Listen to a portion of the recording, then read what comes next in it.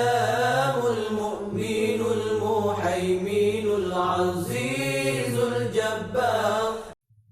نحمده ونصلي ونسلم على رسوله الكريم. أما بعد، أعوذ بالله من الشيطان الرجيم. بسم الله الرحمن الرحيم. صدق اللہ مولانا العظیم. معزز مشائخ و علماء کرام و معزز خواتین و حضرات، ہم بفضلہ تعالی پچھلے چند درسوں سے تسمیہ یعنی بسم اللہ الرحمن الرحیم کا معنی و مفہوم اور اس کی تفسیر کی نسبت کچھ عرض کرتے چلے آ رہے ہیں. آج انشاءاللہ لفظ اللہ کے معنی پر گفتگو. میں نے پچھلے درس میں اسم کا مفہوم واضح کرتے ہوئے یہ عرض کیا تھا کہ اسم یعنی نام دو طرح کا ہوتا ہے. ایک کو ہم اسم ذات کہتے ہیں اور ایک کو اسم صفات یا اسم صفت. ذاتی نام اور صفاتی نام. اللہ تبارک و تعالیٰ کے نام بھی اسی طرح دو اقسام پر مشتمل ہے. لفظ اللہ یہ باری تعالیٰ کا ذاتی نام ہے، اور اس کے علاوہ جتنے نام بھی آپ قرآن مجید میں یا احادیث مبارکہ میں پڑھتے ہیں وہ سارے کے سارے نام صفاتی ہیں. ذاتی اور صفاتی نام میں فرق یہ ہوتا ہے کہ ذاتی نام جس بھی شخصیت کا، جس بھی ہستی کا ہو، اس پر من کل الوجوہ دلالت کرتا ہے، اس ہستی پر من حیث الکل دلالت کرتا ہے. اس ہستی کے کسی خاص وصف، کسی خاص صفت یا شخصیت کے کسی خاص گوشے کی نشاندہی نہیں کرتا، بلکہ وہ نام پوری کی پوری شخصیت کی نشاندہی کرتا ہے. اور صفاتی نام وہ اس ذات کے کسی نہ کسی صفاتی گوشے کی ہی نشاندہی کرتا ہے. مثلا جب کہا جاتا ہے رحمان و رحیم، یہ صفاتی نام ہیں جو اللہ رب العزت کی صفت رحمت پر دلالت کرتا ہے. جب کہا جاتا ہے رب، یہ صفت ربوبیت پر دلالت کرتا ہے، یہ صفاتی نام ہے. جب کہا جاتا ہے علیم، یہ صفت علم پر دلالت کرتا ہے. جب کہا جاتا ہے رؤوف و رحیم، یہ رافت و رحمت کی صفت پر دلالت کرتا ہے. جب کہا جاتا ہے حی، یہ صفت حیات پر دلالت کرتا ہے. جب کہا جاتا ہے کلیم، یہ صفت کلام پر دلالت کرتا ہے. اسی طرح خالق، مالک، معبود، مستعان، ہادی، جتنے بھی نام ہیں، ان میں سے ہر نام اللہ رب العزت کی کسی نہ کسی خاص صفت کی نشاندہی کرتا ہے. ان میں سے کسی ایک نام کو لے لیں، علیم کو لے لیں بالفرض، تو اس ایک صفاتی نام سے اللہ رب العزت کی ہستی کی جملہ صفات کا احاطہ نہیں ہوتا، اور اس کی پوری ذات کاملہ کا بھی تصور ذہن میں نہیں آتا. اس کے ساتھ جب آپ لفظ اللہ بولتے ہیں تو یہ ذاتی نام ہے، یہ ذات کی بھی نشاندہی کرتا ہے، اور اس کے جلو میں، اس کے دامن میں اللہ پاک کی ساری صفتوں کی نشاندہی ہو جاتی ہے. اس لیے قرآن مجید جہاں بھی اللہ تبارک و تعالیٰ کی ذات کی مختلف صفاتی گوشوں، مختلف صفاتی پہلوؤں کو بیان کرتا ہے، تعارف کے انداز میں اللہ رب العزت کی ہستی کا ذکر کرتا ہے، تو آغاز اکثر و بیشتر اس کے ذاتی نام یعنی اللہ سے ہوتا ہے. ارشاد فرمایا گیا هو اللہ الذی لا الہ الا هو عالم الغیب والشہادہ، وہی اللہ ہے جس کے سوا کوئی معبود نہیں، وہ ہر نہاں اور عیاں کو جاننے والا ہے۔ تو تعارف لفظ اللہ سے شروع کرایا جا رہا ہے۔ اسی طرح ارشاد فرمایا هو اللہ الذی لا الہ الا هو الملک القدوس السلام، متعدد صفاتی اسماء گنائے لیکن آغاز اللہ کے نام سے۔ ارشاد ہوتا ہے هو اللہ الخالق البارئ المصور له الاسماء الحسنى، وہی اللہ ہے جو بنانے والا ہے، پیدا کرنے والا ہے، آپ کو شکل اور صورت دینے والا ہے، اور اس کے بہت سے اچھے نام ہیں۔ اسی طرح قل من رب السماوات والارض قل اللہ، فرمایا گیا محبوب کہہ دے کہ کون ہے آسمانوں اور زمینوں کا پالنے والا، قل اللہ، اپنی زبان سے اعلان کر دے کہ وہ اللہ ہے۔ یعنی آسمانوں اور زمینوں کا رب یہ اس کے صفاتی پہلو تھے، نام کے صفاتی گوشے تھے، اور جب ذات کی نشاندہی کی تو فرمایا قل اللہ، کہہ دے کہ وہ اللہ ہے۔ اس طرح قل من یرزقکم من السماوات والارض قل اللہ، محبوب کہہ دے کہ لوگو تمہیں آسمانوں اور زمینوں سے رزق کون عطا کرتا ہے، زبان سے اعلان کر دے کہ وہ اللہ ہے۔ اسی طرح اللہ یبدأ الخلق ثم یعیدہ ثم الیہ ترجعون، یہ اللہ ہے جو پہلے بناتا ہے پھر دوبارہ بنائے گا، پھر تم اسی کی طرف پھیرے جاؤ۔ علی ھذا القیاس اللہ الذی خلقکم ثم رزقکم ثم یمیتکم ثم یحییکم، یہ اللہ ہے جس نے تمہیں پیدا کیا، پھر تمہیں رزق دیتا ہے، پھر تمہیں مارے گا، پھر تمہیں زندہ کرے گا۔ الغرض متعدد مقامات قرآن مجید میں ایسے ہیں جہاں اللہ تبارک و تعالیٰ کی مختلف صفتوں کی بھی نشاندہی کی گئی، لیکن آغاز ان تمام اذکار کا اللہ کے ذاتی نام سے۔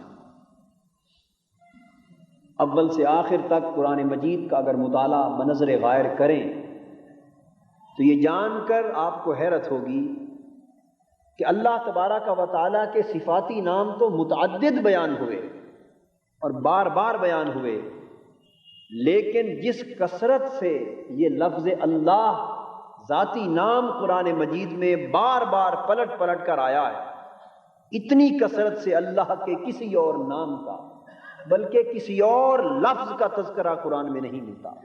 لفظ اللہ قرآن مجید میں کم و بیش 2701 مرتبہ آیا، 2701 مرتبہ صرف لفظ اللہ کا بیان، اور کوئی لفظ اللہ کے ناموں میں سے کوئی نام کثرت ذکر کے اعتبار سے اس کا ہم پلہ نہیں۔ یہاں اب ایک بات قابل ذکر ہے، اور وہ یہ کہ نہ صرف اسلام کی تاریخ میں بلکہ مذاہب عالم کی ساری تاریخ اس بات پر شاہد ہے کہ ہر مذہب، ہر طبقہ، ہر ملت اور ہر امت خواہ کسی الہامی مذہب کی پیروکار تھی یا غیر الہامی، ہر ایک کے ہاں خواہ وہ توحید پرست تھے یا مشرک تھے، انہوں نے شرک کرتے ہوئے بھی متعدد بتوں کو، متعدد شخصیتوں کو، متعدد ہستیوں کو اپنا معبود مانا، اور متعدد معبودوں کا ذکر آپ کو مختلف مذاہب کی تاریخ میں ملتا ہے۔ 360 بت صرف دور جاہلیت میں اس وحدت قدع ابراہیمی میں رکھے ہوئے تھے۔ پھر ہندوؤں کی تاریخ الغرض ہر مذہب کی تاریخ میں کئی معبودوں کا ذکر ملتا ہے، لیکن ایک بات قابل توجہ وہ یہ ہے کہ دنیا انسانیت کی تاریخ کا ہر مذہب شرک کے طور پر 20 معبود تراشتا رہا، لیکن ان سارے معبودوں پر ایک سب سے بڑے معبود کا تصور ہر ایک کے ہاں پھر بھی موجود رہا۔ گویا دھندلا سا توحید کا تصور اور سب سے بڑا ایک رب ہونا، یہ تصور ہر مشرکانہ عقیدے کے ہاں بھی کسی نہ کسی صورت میں موجود رہا، جسے وہ کبھی رب کائنات کہتے، کبھی رب الارباب کہتے۔ ہندو مذہبی کو لے لیجئے، اس میں دیوی دیوتاؤں کے ہزاروں نام آپ کو ملیں گے، لیکن ایک نام ہے جسے پرمیشور کہا جاتا ہے۔ وہ پرمیشور کسی عام دیوی دیوتا کا نام نہیں ہے، پرمیشور اس رب کو کہتے ہیں جو ان کے ہاں بھی ساری کائنات کا مالک ہے۔ کوئی بارش کا رب ہے، کوئی آگ کا رب ہے، کوئی بیماری کو دور کرنے کا رب ہے، کوئی رزق کا رب ہے، کوئی موت و حیات کا ہے، کوئی غصے کا ہے، کوئی خوشی کا ہے۔ ان کے ہاں جزوی تصورات معبودیت کے ہیں، لیکن کسی کو پرمیشور نہیں کہتے۔ پرمیشور اس کو کہتے ہیں جس کو ہر شے کا رب مانتے۔ تو گویا ایک تصور کسی کے سب سے بڑا ہونے کا ان کے ہاں بھی موجود ہے۔ پھر وہ اسی رب کائنات کو برہما بھی کہتے ہیں۔ پھر اگر آپ رگ وید کا مطالعہ کریں اور ان کی کتاب، مقدس کتاب یجروید کا مطالعہ کریں، تو آپ کو پتہ چلتا ہے کہ ایک لفظ وہ بولتے ہیں اوم، جس کو تلفظاً اوم بھی کہتے ہیں، میم پر زبر ڈال کر۔ یہ جب ہندو یوگی اور جوگی اپنی روحانی منزلوں کو طے کرنے کے لیے دھیان اور گیان کی کیفیتوں میں ذکر کرتے ہیں تو وہ اوم ماں کا ذکر کرتے ہیں۔ ان کی کتابوں میں لکھا ہے کہ یہ اوم ماں پرویشور ہی کا نام ہے، اور یہ اس کا ذاتی نام ہے، صفاتی نام نہیں۔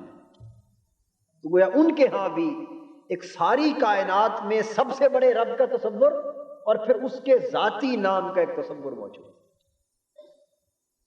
اس طرح رگ وید میں یہاں تک موجود ہے کہ ندیاں اللہ اللہ کا شبد پکارتی ہوئی بہتی ہیں۔ اس سے یہ اندازہ ہوتا ہے کہ ہندو مذہب کے قدیم لٹریچر میں بھی اس برہما، اس پرمیشور، اس اوما کا ایک نام اللہ بھی ہندو مذہب کے قدیم لٹریچر میں اللہ کا لفظ بھی پایا جاتا ہے۔ اس طرح آپ مذہب زرتشت کی تاریخ کا مطالعہ کریں، جس کو انگریزی میں زورواسٹرزم کہتے ہیں۔ تو زرتشت کے مذہب میں بھی سب سے بڑے رب اور رب کائنات کا تصور ہے، جس کو اہورا مزدا کا نام دیا جاتا ہے۔ اور اس اہورا مزدا کا اسم ذات اس مذہب کی تعلیمات میں ہرمز، پھر ان کی کتابوں میں جا بجا لکھا ہے کہ یہ ہرمز ہی ہے جس نے پوری کائنات کو 6 دنوں میں بنایا، جسے قرآن کہتا ہے کہ 6 ایام، 6 دنوں میں اللہ نے زمین اور آسمان کو تخلیق کی۔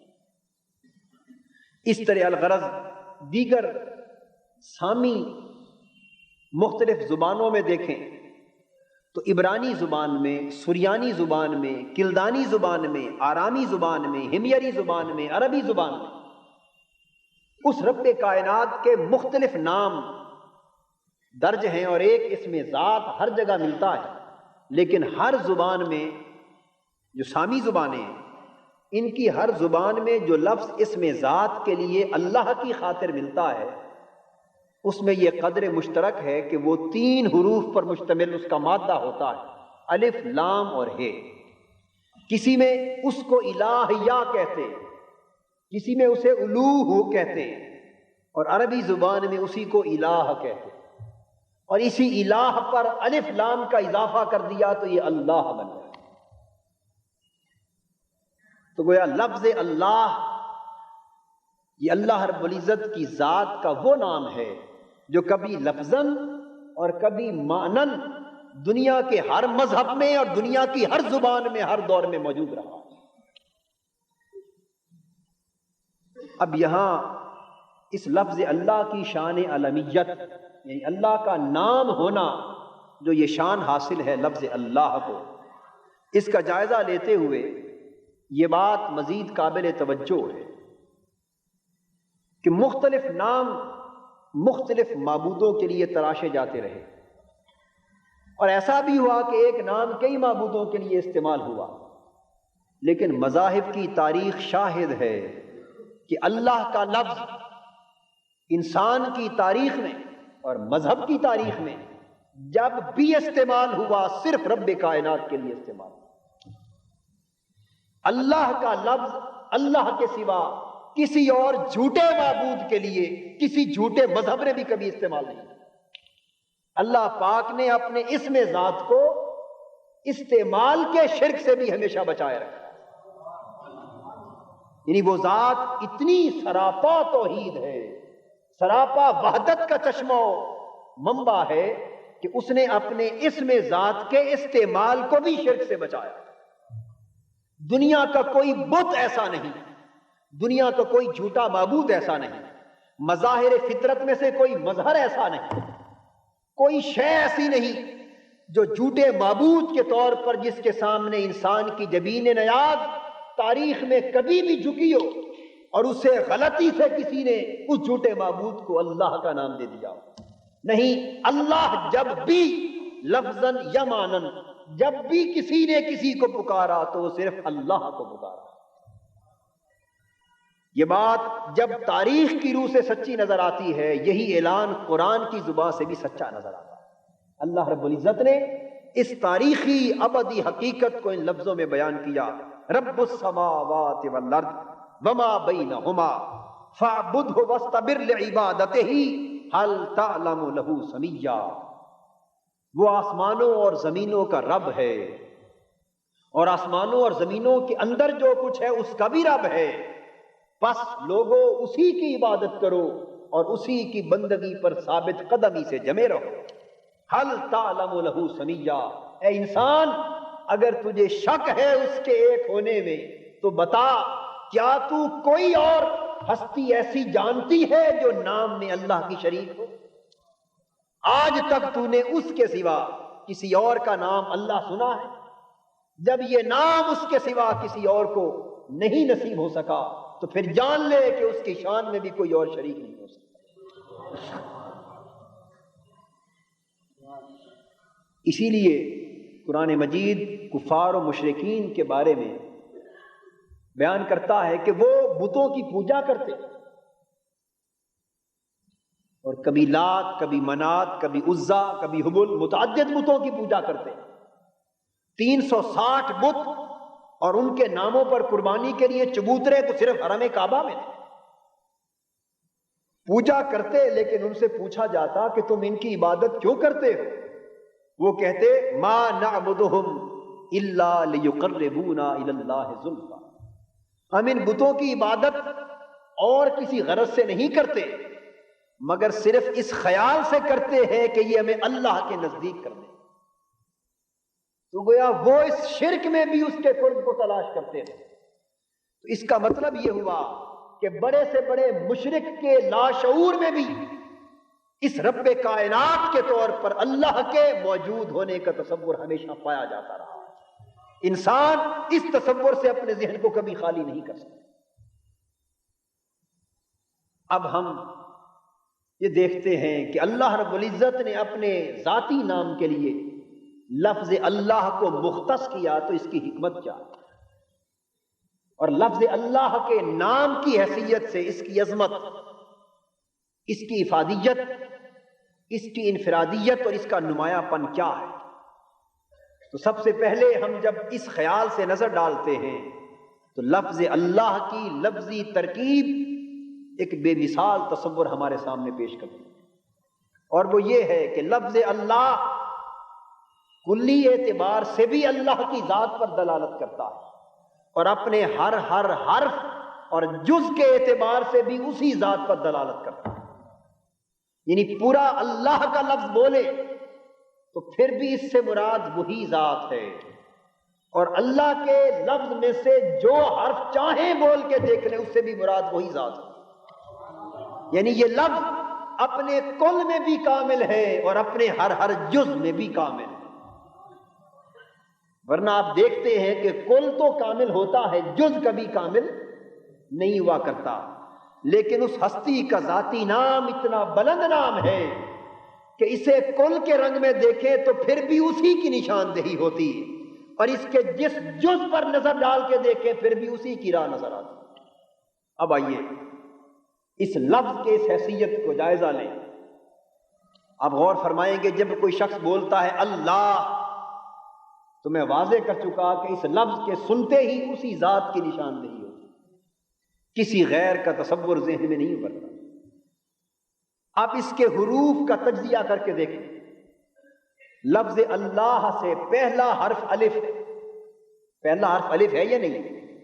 تو پہلے حرف الف کو ہٹا دیں تو میرا مدعا یہ ہے کہ اس میں سے جس حرف کو چاہیں ہٹائیں اور جس حرف کو اس میں سے چاہیں باقی رکھیں، ہر حال میں یہ لفظ کامل رہتا۔ تو اللہ کا پہلا حرف الف ہٹا دیا تو پھر باقی رہ گیا للہ، اور اس کا معنی ہے اللہ کے لیے، پھر بھی توحید کی خبر بھی نہیں۔ اب آپ یوں کریں کہ للہ کی جو لام ہے اس کو ہٹا دیں اور الف کو پھر اس کے ساتھ ملا دیں، پہلی والی الف، تو لام ہٹا کر جب الف کو باقی رکھیں گے تو یہ بن جائے گا الہ، اور الہ کا معنی ہے معبود، معبود برحق۔ تو اس طرح بھی اسی کی نشاندہی ہوئی۔ اب آپ الف اور لام پہلے دونوں حرف ہٹا دیں، جب آپ نے پہلے دونوں حرف ہٹا دیے تو یہ رہ گیا لہو، اور لہو کا معنی ہے اسی کے لیے، پھر بھی توحید کی نشاندہی ہوئی۔ اگر آپ اس لہو کی لام کو بھی ہٹا دیں تو پھر رہ گیا ہو، اور ہو کا معنی ہے صرف وہی۔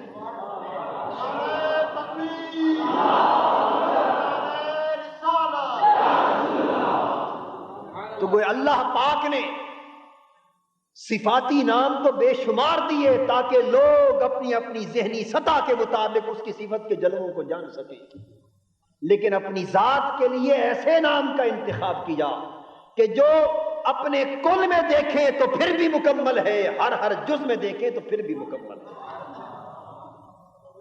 گویا اس کے نام میں فی الواقعہ کوئی شریک نہیں ہے اور کوئی نقص نہیں۔ اور یہ بات ضمناً عرض کرتا چلوں کہ نام کی کاملیت کی جو شان اللہ نے اپنے ذاتی نام کو عطا کی ہے، کاملیت کی یہی شان اللہ نے مصطفیٰ کے ذاتی نام کو بھی عطا کی۔ اپنے محبوب کے بھی کئی نام رکھے، بے شمار نام تو صفاتی، لیکن ذاتی نام کیا رکھا؟ محمد۔ زمینوں پر محمد رکھا، آسمانوں پر احمد رکھا۔ یہ دو نام حضور کے ذاتی ہیں۔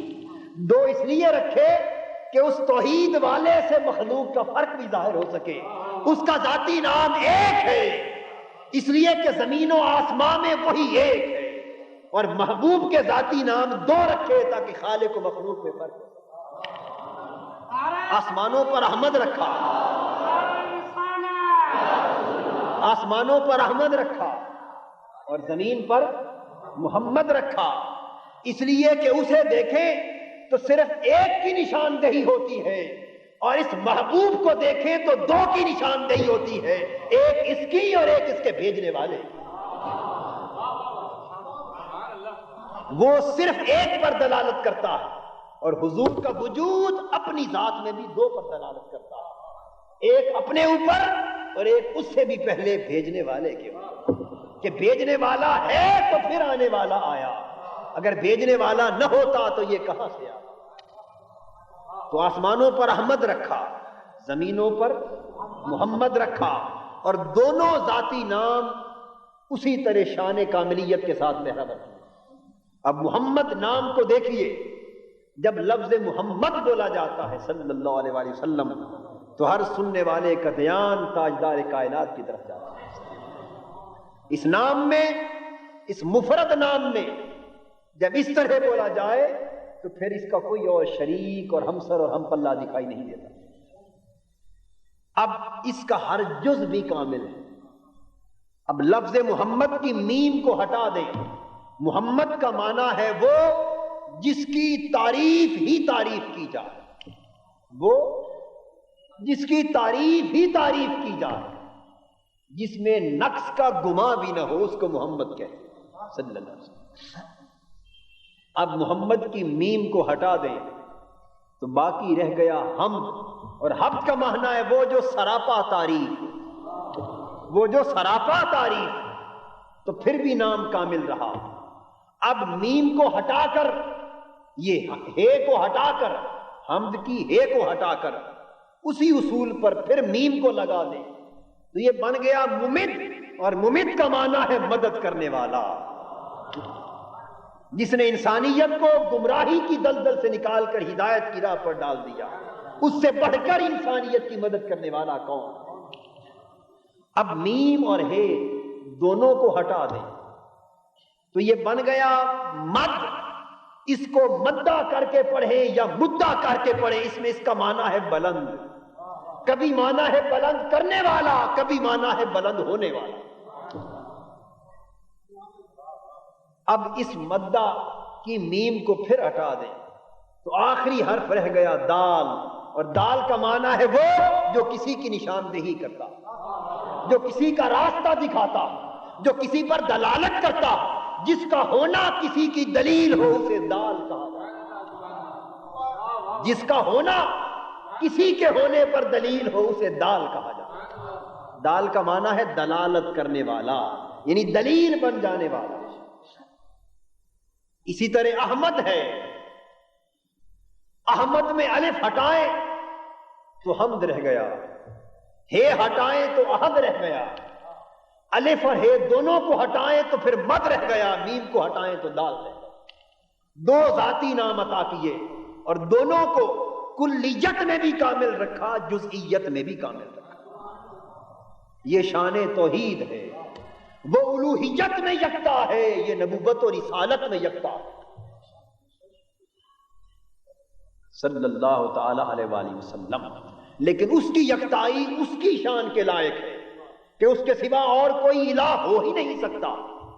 اس کی یکتائی اس کے مرتبہ کے لحاظ سے ہے کہ اس کے ہم پلہ اور ہم مرتبہ نبوت اور رسالت میں کوئی نہیں ہو سکتا۔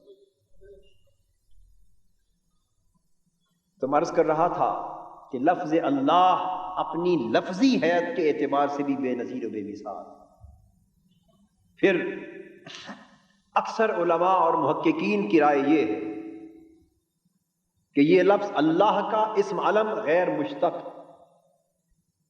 سیبویہ، خلیل، امام خطابی، امام الحرمین، غزالی، امام شافعی اور بعض دیگر علماء فقہا اور اصولیین کہتے ہیں کہ یہ غیر مشتق نام،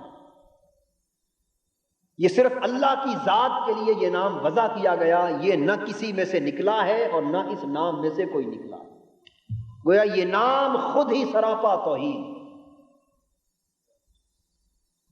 لیکن اکثر علماء اور اصولیین کا قول یہ ہے کہ یہ لفظ اللہ یہ مشتق ہے، اور یہ الہ پر الف لام کے اضافے سے بنا ہے۔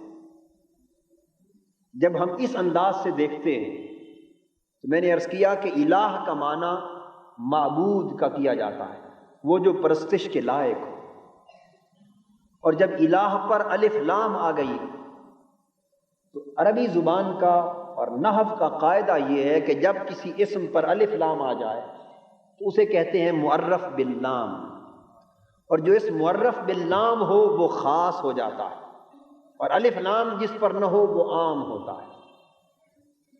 اور یہاں عام اور خاص کا اس معرف باللام ہونے اور نہ ہونے کے اعتبار سے فرق یہ ہے کہ مثلا اگر کہا جائے کتابن تو اس کا معنی ہے کتاب، اور یہ ہر کتاب کے لیے یہ لفظ بولا جا سکتا ہے، ہر کتاب کے لیے بولا جا سکتا ہے۔ لیکن جب آپ نے کہہ دیا کتابن کی بجائے الکتاب، کتاب پر الف لام داخل کر دیا تو یہ پھر ہر کتاب کے لیے نہیں بلکہ کسی خاص کتاب کے لیے بولا جائے، باقی کتابوں کی نفی ہو گئی اور ایک خاص کتاب کی نشاندہی ہوئی۔ اسی طرح اگر اس کے لیے صرف الہن کا لفظ ہی بولا جاتا تو یہ کلمہ عام ہوتا، اور الہن پھر عام ہونے کی وجہ سے ہر کسی کے لیے بولا جا سکتا، ہر کسی کے لیے بولنا جائز ہوتا۔ لیکن جب الہ پر الف لام داخل ہو گیا، معرف باللام ہو کر جب الہ اللہ ہو گیا تو اس کا معنی یہ ہوا کہ ہر کوئی معبود نہیں بلکہ صرف وہی معبود ہے۔ تو گویا لفظ اللہ کے اندر خود نفی اور اس بات کے دونوں معنی پائے جاتے ہیں۔ جس طرح آپ کا کلمہ ہے لا الہ الا اللہ، کوئی معبود نہیں سوائے اللہ کے، جب آپ یہ کہتے تو اس میں صرف اللہ کے معبود ہونے کو ہی ثابت نہیں کیا جاتا، بلکہ اس کے ہر غیر سے معبودیت کی نفی کی جاتی ہے کہ معبود ہے تو صرف وہی ہے اور اس کے سوا کوئی شان معبودیت کا حقدار نہیں، تو اس میں نفی بھی ہے اور اس بات بھی۔ تو وہ مضمون توحید جو پورے کلمہ کے الفاظ میں درج ہے، وہ سارا کا سارا مضمون خالی لفظ اللہ میں۔ اللہ یعنی وہی ایک الہ ہے اور اس کے سوا جو کچھ ہے وہ الوہیت کی شان سے خالی۔ یہ اللہ تبارک و تعالیٰ کے اسم پاک کی دوسری خصوصیت۔ اب جیسا کہ میں نے عرض کیا کہ اکثر علماء اور اصولیین کے نزدیک یہ لفظ مشتق ہے، لہذا اس کے مادے یا اس کے مشتق منہ مختلف علماء نے مختلف بیان کیے۔ کم و بیش 8 الفاظ ایسے بیان کیے گئے جن میں سے الہ اور اللہ کے لفظ کا نکلنا مانا گیا۔ سب سے پہلا مشتق منہ ہو یا مادہ لفظ الہ کا یا اللہ کا، وہ ہے الہ، اور الہ کا معنی ہے عبادت کرنا، یعنی الہ کا اور اللہ کا سب سے پہلا مادہ اشتقاق کیا ہے؟ الہ۔ اور عربی زبان میں الہ کا معنی کیا ہے؟ عبادت کرنا۔ اس لحاظ سے الہ کا معنی ہوا وہ جس کی عبادت کی جائے، اسی لیے ہم الہ کا معنی معبود کرتے ہیں۔ اب قرآن مجید نے جا بجا الہ کے لفظ کو معبود ہی کے معنی میں استعمال کیا۔ ارشاد فرمایا گیا اذ قال لبنیہ ما تعبدون من بعدی قالوا نعبد الہک و الہ آبائک ابراہیم و اسحاق۔ پوچھا کہ بیٹو میرے بعد کس کی عبادت کرو گے؟ انہوں نے کہا ابا جان ہم آپ کے بعد آپ کے الہ کی، معبود کی، اور آپ کے آباء و اجداد ابراہیم، اسماعیل اور اسحاق کے معبود کی عبادت کریں۔ تو الہ کا لفظ صرف معبود کے معنی میں استعمال کیا۔ اسی طرح ارشاد فرمایا یا قوم اعبدوا اللہ ما لکم من الہ غیرہ افلا تتقون، کہہ دے اے میری قوم اللہ کی عبادت کرو، اس کے سوا کوئی الہ یعنی عبادت کے لائق نہیں۔ اسی طرح فرمایا لا الہ الا انا فاعبدون، کوئی معبود نہیں سوائے میرے، بس میری ہی عبادت کرو۔ تو آپ نے دیکھا کہ یہاں الہ کے لفظ کو صریحاً معبود کے معنی میں استعمال کیا، اور الہ کی جمع آلہہ آتی۔ فرمایا لو کان فیہما آلہۃ الا اللہ لفسدتا، اگر زمین اور آسمان میں اللہ کے سوا کوئی اور بھی معبود یعنی عبادت کے لائق ہوتا تو زمین اور آسمان کا نظام تباہ و برباد ہو چکا ہوتا۔ تو اس سے یہ بھی ثابت ہو گیا کہ الہ کی شان یہ ہے کہ وہ صرف اس کا تاج صرف ایک ہی کے سر پر ہو۔ الہ کی شان یہ ہے کہ اس کا سزاوار کائنات میں صرف ایک ہو، کوئی دوسرا نہ ہو۔ اس لیے اللہ جو معبود ہے تو اس لیے معبود ہے کہ وہ اکیلا واجب ہے، باقی ہر کوئی ممکن ہے۔ وہ اکیلا خالق ہے، باقی ہر شے مخلوق ہے۔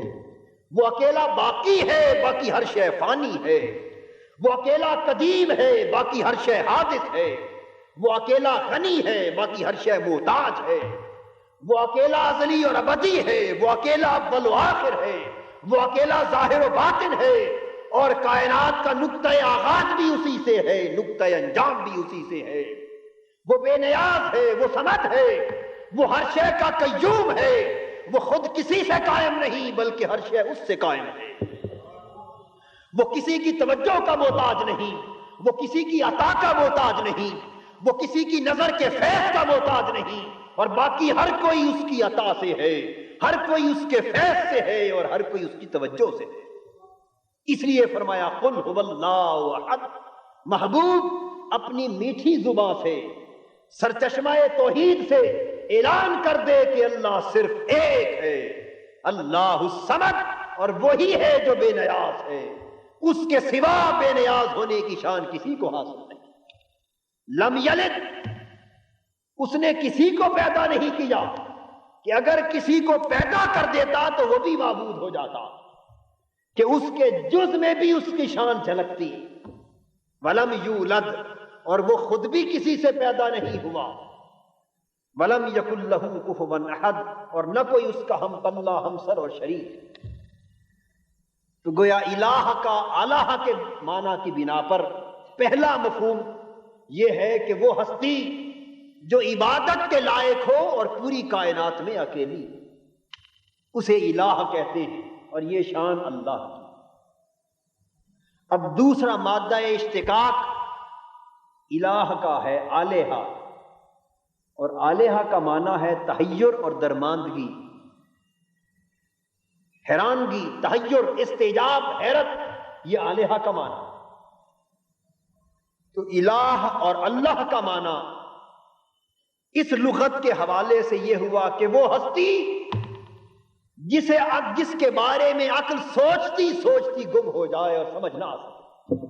وہ ہستی جس کا علم حاصل کرنے والا انسان حیرت میں ختم ہو جائے اور اس کو پا نہ سکے، جس کو سوچنے سمجھنے کے لیے حیرت اور درماندگی کے سوا، تحیر اور استعجاب کے سوا کچھ ہاتھ نہ آئے،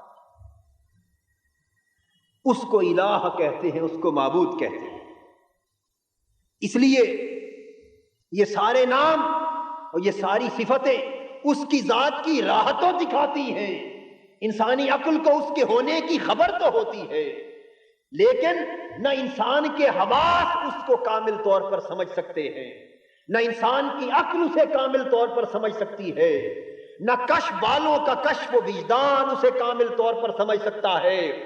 حواس بتاتے ہیں کہ کوئی ہے، عقل کہتی ہے کہ کوئی ہے، کشف راہ دکھاتا ہے کہ کوئی ہے، لیکن جو شے بھی اپنے کمال پر پہنچتی ہے حیرت میں گم ہو جاتی ہے.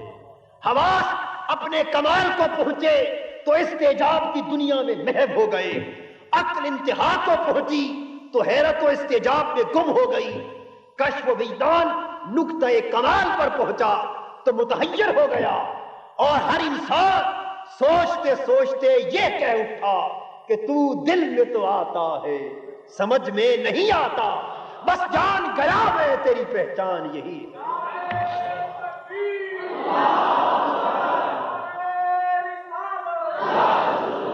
اے برو از بہموں کا لے کالو کی لے من، خاک بر فرقے منو تمثیل من.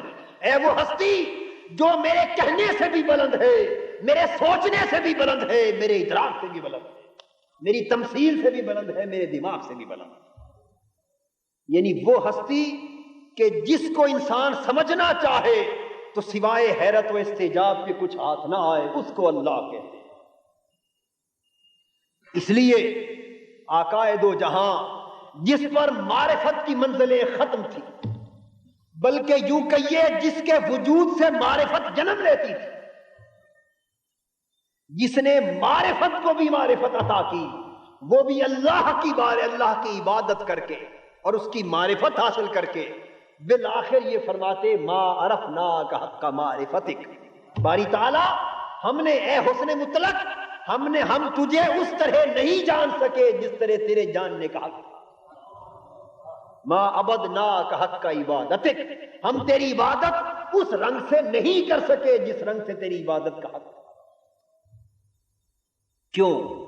وہ خود کہتا ہے لا تدرکہ الابصار وہو یدرک الابصار.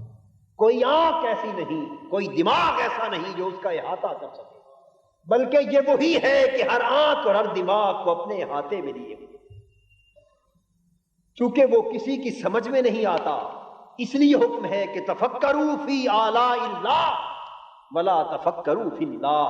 لوگوں سوچا کرو، لیکن اس کی قدرتوں میں سوچا کرو، اس کی نشانیوں میں سوچا کرو، اس کی صفتوں میں سوچا کرو، اس کی خلق میں سوچا کرو، اس کی عنایتوں میں سوچا کرو، اس کے لطف و کرم کو سوچا کرو، اس کے انعام و احسان کو سوچا کرو.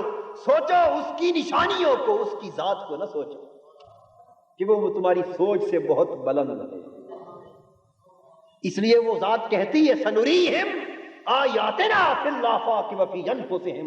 سوچنے والوں، اگر ہمیں جاننا چاہتے ہو تو ہمیں تو تم جان سکتے نہیں کامل طور پر، لیکن آؤ اپنے من میں ڈوب کر پاتا سراغ زندگی، اپنے من کی دنیا میں جھانکو، میری قدرتوں کے نظارے تمہیں اندر نظر آ جائیں۔ اس باہر کائنات میں جھانکو تو باہر بھی نظر آ جائے، لیکن نظر کیا آئے گا؟ میری قدرتوں کا نظارہ، میری آیتوں کا، میری نشانیوں کا، میری علامتوں کا نظارہ۔ کذالک یبین اللہ لکم الآیات لعلکم تتفکرون۔ اللہ تعالیٰ تم پر اپنی آیتیں کھول دیتا ہے، منکشف کر دیتا ہے، تاکہ تم سوچنے والے بن سکو۔ تو اس کی نشانیاں تو سوچی جاتی ہیں، اس کی ذات کو سوچا نہیں جا سکتا۔ بہت سے لوگ سوال کرتے کہ ہم نے بہت سوچا ہے لیکن اللہ کی سمجھ نہیں آتی، اس کے ہونے پر دماغ کوئی کامل دلیل نہیں لا پاتا، ذہن مطمئن نہیں کہ اسے کیسے مانا جائے۔ ارے تیرا ذہن اے انسان، سوچنے والے ناداں، تیرا ذہن کامل دلیل کہاں سے لائے کہ تیرے ذہن کو وہ ادراک ہی حاصل نہیں جو اسے پا سکے، تیری عقل و خرد کو وہ قوت ہی حاصل نہیں کہ اس کا احاطہ کر سکے۔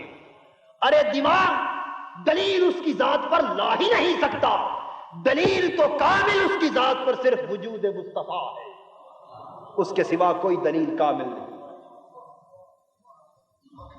اس لیے فرمایا کہ وَيَتَفَكَّرُونَ فِي خَلْقِ السَّمَاوَاتِ وَالْأَرْضِ رَبَّنَا مَا خَلَقْتَ هَذَا بَاطِلًا۔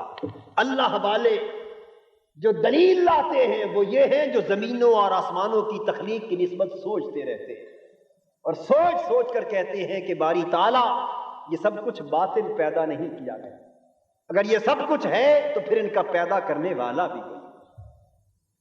تو گویا تحیر و درماندگی کا کے اعتبار سے اللہ کا معنی یہ ہوا کہ وہی ہستی کہ جس کی ذات کو سوچا جائے تو سوائے تحیر، درماندگی اور حیرت و استعجاب بھی کچھ ہاتھ نہ۔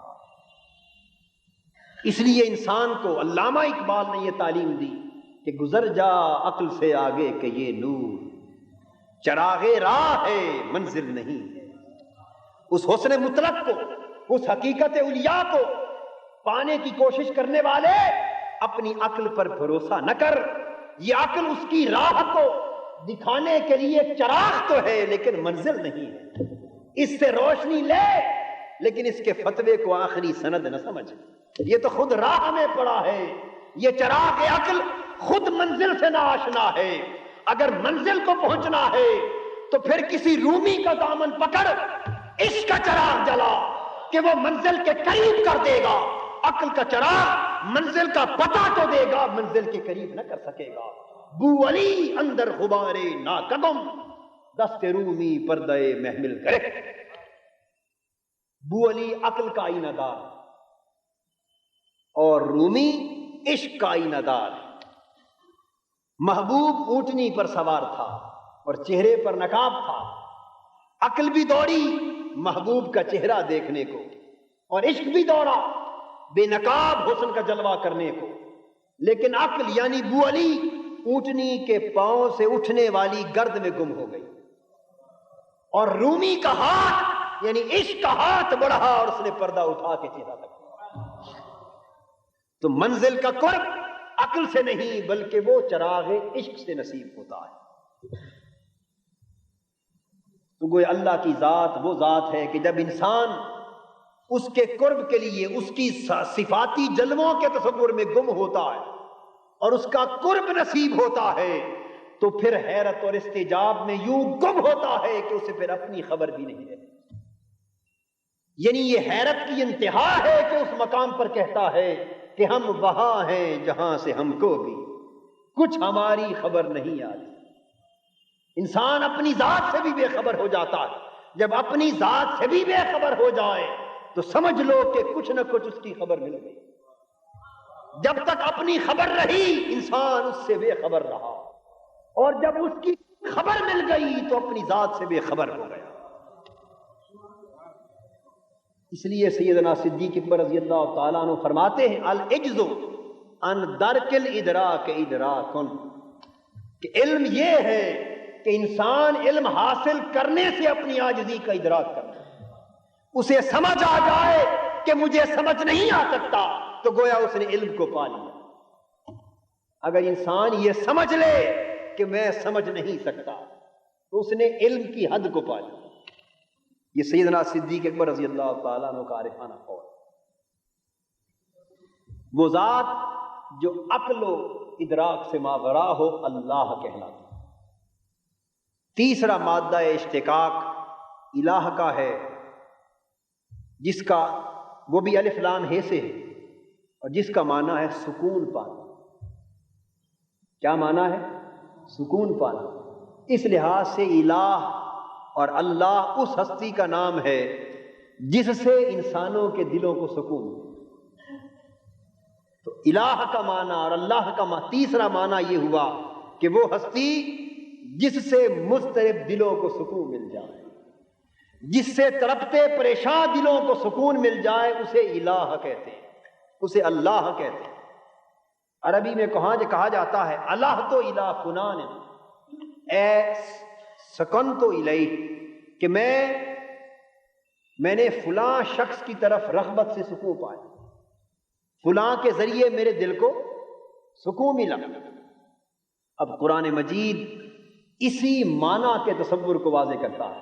فرمایا الا بذکر اللہ تطمئن القلوب، لوگوں خبردار، یہ اللہ ہی ہے جس کی یاد سے تڑپتے دلوں کو سکون مل جاتا ہے۔ سکون دل کی تلاش میں سرگرداں پھرنے والوں، سنو خدا کی ذات پکار پکار کے کہہ رہی ہے۔ تم مال و آسائش کی کثرت و فراوانی میں سکون تلاش کرتے، تم جاہ و منصب کی بلندیوں کی تلاش میں سکون تلاش کرتے، تم لوگوں کی گردنوں پر حکمرانی کرنے میں سکون تلاش کرتے، تم اپنی حرام کمائی سے تجوریاں بھرنے میں سکون تلاش کرتے ہو، تم ظلم کرنے میں سکون تلاش کرتے ہو، انسانیت کے گلوں میں اپنی غلامی کا پھندا ڈالنے میں سکون تلاش کرتے ہو، تم اونچے اونچے محلات میں سکون تلاش کرتے ہو، تم دنیاوی متاع میں سکون تلاش کرتے ہو، لیکن یہ متاع جتنی کثرت سے تمہیں ملتی جاتی ہے اسی تیزی سے سکون لٹتا چلا جاتا ہے۔ متاع جتنی کثیر آتی ہے سکون اتنا تیزی سے لٹتا ہے کہ پھر اس متاع کے تحفظ کی فکر لاحق ہو جاتی کہ کوئی لوٹ کے نہ لے جائے۔ ارے ہر دولت اس میں لٹنے کا خطرہ رہتا ہے، لیکن دوستو ایک دولت ایسی بھی ہے جس کے لٹنے کا خطرہ نہیں رہتا، اور وہ دولت رب کی یاد کی دولت ہے، اس کے عشق کی دولت ہے، اس کی محبت کی دولت ہے، اس کے ذکر کی دولت ہے، اس کی یاد کی دولت ہے۔ اسے یاد کی دولت حاصل کرنے والے سے کبھی پوچھو، یہ دولت کبھی لٹتی نہیں، یہ جتنی کثرت سے ملتی ہے اتنی تیزی سے سکون نصیب ہوتا ہے، کیونکہ الا بذکر اللہ تطمئن القلوب، اس کے نام کا معنی یہ ہے وہ ہستی جو دلوں کو سکون دے، اور خبردار اللہ ہی کی یاد ہے جو دلوں کو سکون عطا کرتی ہے۔ ایک مقام پر یہ فرمایا کہ اس کے نام سے، اس کے ذکر سے دلوں کو سکون ملتا ہے، اور دوسرے مقام پر فرمایا انما المؤمنون الذین اذا ذکر اللہ وجلت قلوبہم وَإِذَا تُلِيَتْ عَلَيْهِمْ آيَاتُهُ زَادَتْهُمْ ایمانا وَعَلَىٰ رَبِّهِمْ يَتَوَكَّلُونَ، کہ سنو لوگو، مومن تو صرف وہی ہے، مومن تو سے ایک ہم ہیں، خود کو مومن گرداننے والے، خود کو ایمان کی اعلیٰ منزلوں پہ فائز تصور کرنے والے، اور ایک قرآن کا تصور مومن ہے۔ قرآن کہتا ہے لوگوں، مومن تو صرف وہی ہے۔ کون ہے مومن؟ تو صرف وہی لوگ ہیں۔ پہچان سن لو، قرآنی پہچان مومن کی کیا ہے؟ مومن صرف وہی ہے کہ جنہیں اپنے رب سے، اللہ سے ایسا اتنا عشق ہو، اتنی محبت ہو کہ اس کا نام آئے تو دل پہلو میں پگھل پگھل جائے۔ اذا ذکر اللہ وجلت قلوبہم، اس کی یاد آئے، اس کا نام آئے تو واجلت قلوبہم، دل لرز لرز جائے۔ اگر اس کا نام سن کر بھی پہلو میں دل نہ تڑپے، اس محبوب حقیقی کی یاد کہ چنگاری چنگاری دل میں بھڑکے اور دل کی کیفیت نہ بدلے، پہلو میں دل نہ تڑپے، دل لرز نہ اٹھے، دل میں ایک بے چینی اضطراب پیدا نہ ہو جائے، تو سمجھ لو کہ ابھی تم مرتبہ مومن کو نہیں پہنچے۔ اب یہاں ایک سوال ذہنوں میں آ سکتا ہے کہ ایک مقام پر تو فرمایا کہ اس کا نام آئے تو دلوں کو سکون ملتا ہے، دوسرے مقام پر فرمایا کہ اس کا نام اور اس کی یاد آئے تو دل تڑپنے لگتے، دل لرز جاتے۔ تو سکون ملنا اور لرز جانا یہ دو متضاد چیزیں ہیں۔ اب کیا مانا جائے کہ اس کا نام سکون دیتا ہے یا لرزا دیتا ہے؟ اب بات سمجھ رہے ہیں نا، یہ دو متضاد چیزیں نظر آتی ہیں، لیکن اہل دل سے پوچھو تو یہ متضاد نہیں۔ اب یہ سمجھنے والوں کا مسئلہ ہے، جنہوں نے اس کیفیت کو پا لیا وہ سمجھتے ہیں کہ یہ متضاد نہیں۔ اس لیے متضاد اس لیے نہیں کہ محبوب کا ذکر آتا ہے تو دل تڑپتا ہو تو سکون ملا ہے، اور ساکن ہو تو تڑپ اٹھتا ہے۔ دل بے چین ہو تو سکون پاتا ہے، اور اگر سکون کی حال میں ہو تو محبوب کا نام سن کر تڑپ اٹھتا ہے۔ دونوں کیفیت ایک ہی محبوب کے یاد سے نصیب ہوتی ہے۔ اور پھر یہ کہ آغاز محبوب کے نام پر سکون سے ہوتا ہے، یعنی انسان بہانے تلاش کرتا ہے کہ کسی ڈھب سے میرے محبوب کا نام آ جائے۔ اب یہ اہل دل کی باتیں، کسی ڈھب سے میرے کانوں میں محبوب کا نام پڑ جائے، وہ کسی بہانے سے محبوب کے شہر کا نام لیتا ہے، محبوب کی گلی کوچے کا نام لیتا ہے، محبوب کے کاروبار کی بات کرتا ہے، کہ کسی بہانے سے محبوب کا تذکرہ چھڑ جائے، محبوب کا نام آ جائے، محبوب کی یاد آ جائے، تو دلوں کو یوں سکون اور راحت ملتی ہے کہ دل خوف و غم سے بے نیاز ہو جاتا ہے۔ یہ وہ کیفیت ہے کہ جہاں دلوں کو سکون نصیب ہوتا ہے، لیکن پھر یہ محبت بڑھنا شروع ہو جائے، اس محبت میں اضافہ ہونے لگے، تو یہ محبت پھر عشق میں بڑھ جاتی ہے، عشق جنون میں بدل جاتا ہے، اور جب محبت اشد حباً ہو جائے، محبت اشد حباً ہو جائے کہ والذین آمنوا اشد حبا للہ، کہ ایمان والے وہ ہیں جو اللہ سے عشق کرتے ہیں، جو ٹوٹ ٹوٹ کر محبت کرتے ہیں، جو دیوانہ وار محبت کرتے ہیں، جو مجنوں کی طرح محبت کرتے ہیں۔ یہ قرآن کہہ رہا ہے، جن کی محبت حالت جنوں کو پہنچ جائے۔ اور دوستو، جب اس کی محبت حالت جنوں کو پہنچ جائے تو پھر ادھر اس کا نام آتا ہے، ادھر دل تڑپنا شروع کر دیتا ہے، دل کو لرزنا شروع ہونے کی کیفیت نصیب ہو جاتی ہے۔ یہ وہ کیفیت ہے جس کے بارے میں متنبی ایک شعر میں اس کیفیت کو بیان کرتا ہے، اپنے دل سے مخاطب ہو کر کہتا ہے متنبی، الیس باتنی یا قلب انی، مجنوں کہہ رہا ہے اپنے دل سے، اذا ما تبت عن لیلا تتوب فہا انا تائب عن حب لیلا فما لک کلما ذکرت تذوب۔ اے دل، اب دل سے خطاب ہو رہا، اے دل، کیا تو نے مجھ سے یہ وعدہ نہیں کیا تھا کہ جب میں لیلا کی محبت سے تائب ہو جاؤں گا تو بھی توبہ کر لے گا؟ دل سے بات کر رہا ہے، اے دل، کیا تیرا یہ وعدہ نہیں تھا مجھ سے کہ جب میں لیلا کی محبت کو چھوڑ دوں گا تو اے دل، تیرا وعدہ تھا کہ تو بھی تائب ہو جائے۔ پس دیکھ اب یہ کتنی نادانی کی بات ہو رہی ہے، اور اسی نادانی کا نام عشق ہے۔ اے دل دیکھ، میں تو لیلا کی محبت سے تائب ہو چکا ہوں، میں محبت چھوڑ چکا ہوں، پس اب تجھے کیا ہے کہ جب کبھی سر بزم لیلا کا نام آتا ہے تو تو میرے سینے میں پگھلنا شروع کر۔ ارے محبوب کا نام سن کر پگھلنے کی اسی کیفیت کو قرآن کہتا ہے وجلت قلوب، کہ اللہ کا نام آئے تو دل پگھلنا شروع کرتے ہیں۔ تو مومن وہ ہیں جو اللہ کا نام سنے اور دل تڑپ تڑپ۔ لیکن دوستو، اس کیفیت کا اندازہ کچھ انہی لوگوں کو ہوتا ہے جو راتوں کو اپنے پہلو بستر سے جدا کرنا جانتے، جو اس محبوب کی یاد میں راتوں کی خلوت کو جلوت سے بدلنا جانتے، جو اس محبوب کے ہجر اور فراق میں اپنے دامن کو اپنے آنسوؤں سے بھگونا جانتے،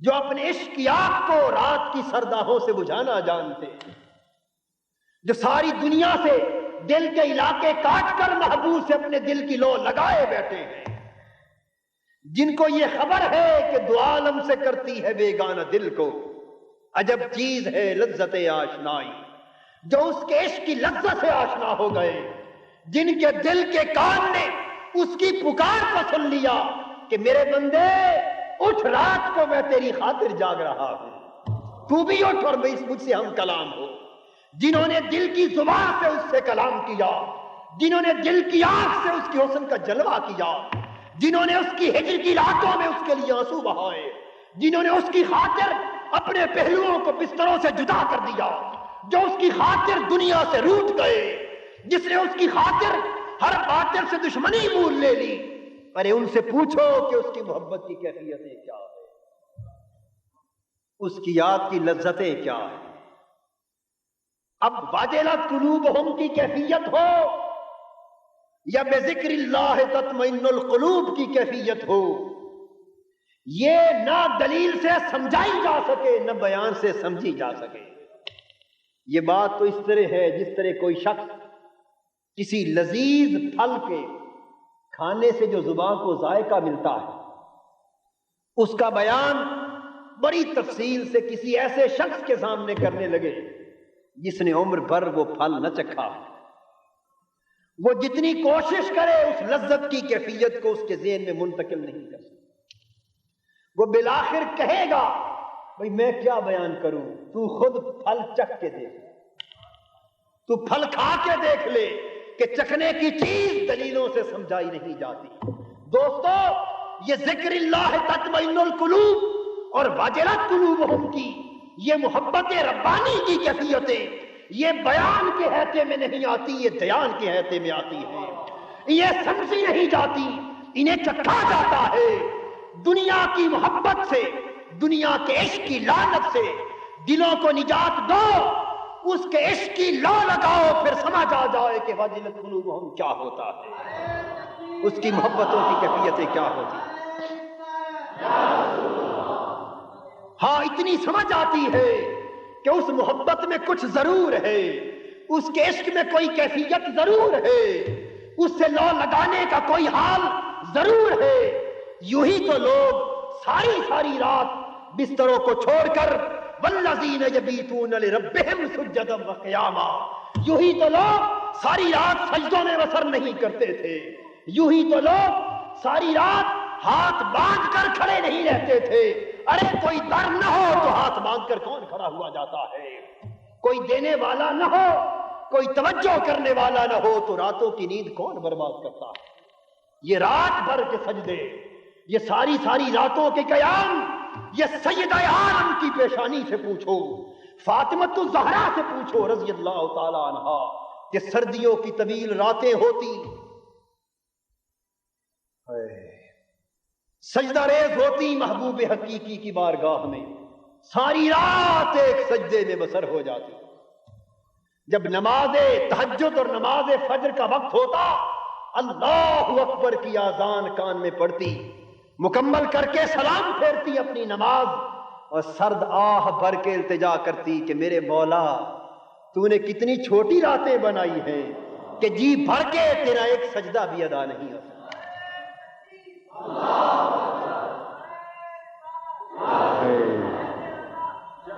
یہ ساری رات کو ایک سجدے میں گزار دینے والوں سے پوچھو کہ اس کی محبت کی کیفیتیں کیا ہیں۔ یہ عشاء کے وضو سے نماز فجر پڑھنے والوں سے پوچھو کہ اس کی محبت کی کیفیتیں کیا ہیں۔ قرآن کہتا ہے بالاسحار ہم یستغفرون، کہ جنہوں نے عشق کا چراغ دل میں جلا لیا ہے ان کی حالت یہ ہے کہ جب سحر کا وقت آتا ہے تو سحر کے خمار انگیز لمحے تھپکیاں دے دے کر غافلوں کو سلاتے ہیں، لیکن سحر کا وقت آتا ہے تو عاشق تڑپ تڑپ کر اٹھ کر اسے مناتے ہیں۔ سحر کے وقت لوگ اس سے معافی کے خواستگار ہوتے ہیں۔ اقبال کہتا ہے کہ عطار ہو رومی ہو غزالی ہو کہ راضی، کچھ ہاتھ نہیں آتا بے آہ سحر گاہی، کچھ ہاتھ نہیں آتا بے آہ سحر گاہی، کچھ ہاتھ نہیں آتا بے آہ سحر گاہی۔ یہ تقویٰ کے سارے دعوے جھوٹ ہیں، خدا کی محبت کے سارے دعوے جھوٹ ہیں، اگر آنکھیں اس محبوب حقیقی کی محبت میں نمناک نہ ہوں، اگر پہلو اس کی محبت میں بستر سے جدا نہ ہو، اگر دل اس کی محبت میں ہر محبت سے طائب نہ ہو، تو یہ مومنانہ دعوے سب جھوٹ ہیں۔ امام شارانی بیان کرتے، رب نے اپنے کئی بندوں سے کہا، جب وہ بستر پر لیٹ گئے، آواز دی بندے تو میری محبت کا دعویٰ کرتا ہے۔ کبھی ایسا بھی ہوا کہ محبوب جاگ رہا ہو اور محبت کرنے والا سو جائے؟ میں تو جاگ کر پہلے آسمان پر تیری خاطر اتر آیا ہوں، اور تو دعویٰ میری محبت کا کرتا ہے اور غفلت کی نیند سوتا ہے۔ تو دوستو، اس کی محبت، اس کے عشق کی کیفیت کا یہ عالم ہے کہ ہم یہ تہیا کر لیں کہ اس کے ایمان کا چراغ دل میں جلانے کے لیے نہ صرف نماز پنجگانہ بلکہ زندگی میں تہجد ادا کرنے کی قسم کھائیں گے، ورنہ زبان پر اس کی محبت کا دعویٰ لانے کا حق نہیں پہنچتا۔ ہم غافل ہیں، بدبخت ہیں، بے مزہ ہے ہمارا ایمان کہ جو محبت اور عشق کے چراغ سے ناشنا ہے۔ اس کیف کو بھی اپنانے کی کوشش کیا کرو، اس درس قرآن کی مجلس میں آنا، اس کو خدا را محض ذہنی تعیش کا سامان نہ بنائیے، محض یہ نہ سمجھیے کہ درس سننے کے لیے آئے، واہ واہ کی اور اٹھ کر چلے گئے، نہیں، اگر دل میں کیف پیدا ہو، دل میں کوئی کیفیت اٹھے اور دل میں کیفیتیں مچلے تو پھر درس پر آنے کا فائدہ ہے، اور اگر دل ان کیفیتوں کے حصول سے لا تعلق رہے تو پھر یوں سمجھے کہ آ کر کچھ نہیں پایا۔ تو عرض کر رہا تھا کہ اللہ اس ہستی کو کہتے ہیں جس کے لیے راتوں کو جاگا جائے اور جس سے محبت کی جائے، جس کے ساتھ عشق رشتے استوار کیے جائیں۔ حاضرین محترم، یہ الہ کے 3 معنی اب تک بیان ہوئے، اور میں نے عرض کیا کہ اس کے 7 اور 8 معنی ہیں، اور اسی طرح جدا جدا تفصیل کے حامل ہیں۔ وقت چونکہ ہو چکا ہے، آئندہ درس قرآن میں انشاءاللہ اس کے بقیہ 5 معنی بیان کریں گے۔ آج کی گفتگو اسی پیغام پر ختم کرتا ہوں۔ میں ہاتھ اٹھوا کر وعدے لینے کا عادی نہیں ہوں، لیکن وعدہ کوشش کرنے کے اعتبار سے اپنے رب سے تو کر سکتے ہو۔ آؤ اس درس کی مجلس سے کم یہ تو لے کے جاؤ کہ جو نماز پنجگانہ کے پابند نہیں، وہ آج سے قسم کھا لے کہ عمر پر نماز نہیں چھوڑیں گے، اور جن کو اللہ نے نماز پنجگانہ کی توفیق دی ہے وہ عزم کر لیں کہ تہجد نہیں چھوڑیں۔ اور یہی رات، جس رات کی گھڑی میں ہم اس کی محبت کی بات کر رہے ہیں، تہجد کا عزم کرنے والوں، اس تہجد کے سلسلے کا آغاز آج ہی کی رات کے پچھلے پہر سے ہونا چاہیے۔ اللہ تبارک و تعالی آپ سب کو اس پر عمل کی توفیق عطا کرے، اور آپ کے عمل، عزم اور نیکیوں کے صدقے سے اس عاجز اور گنہگار کو بھی توفیق عطا کرے۔ وما علینا الا البلاغ۔